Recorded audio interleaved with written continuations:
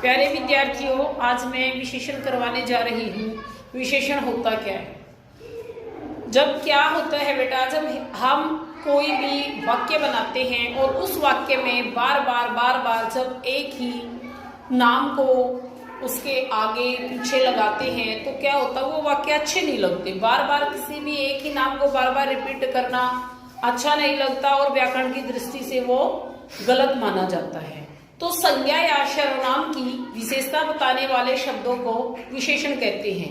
संज्ञा या सर्वनाम की जो विशेषता बताई जाती है, चाहे संज्ञा है चाहे सर्वनाम है, उनकी विशेषता जो शब्द बताते हैं वो शब्द ही हमारे विशेषण कहलाते हैं।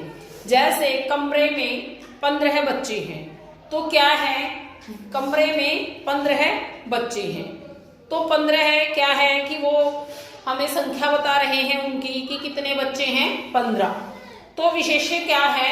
विशेषण शब्द जिन संज्ञा और सर्वनाम पदों की विशेषता बताते हैं उन्हें विशेष्य कहते हैं। संज्ञा और सर्वनाम की विशेषता बताने वाले तो विशेषण हो गए, और विशेषण शब्द जिन संज्ञा और सर्वनाम पदों की विशेषता बताते हैं, ठीक है ना, उनको हम विशेष्य कहते हैं। जैसे यहाँ क्या दे रखा है उदाहरण, यह ठंडा पानी है, तो भाई क्या है, पानी की विशेषता क्या है कि वो क्या कैसा है, ठंडा है या गर्म है।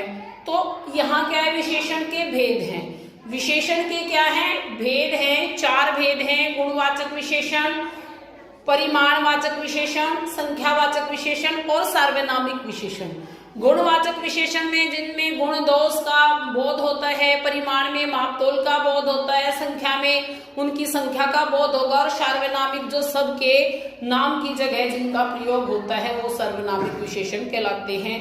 तो इन पार्टों की डेफिनेशन आपकी कल करवाएंगे।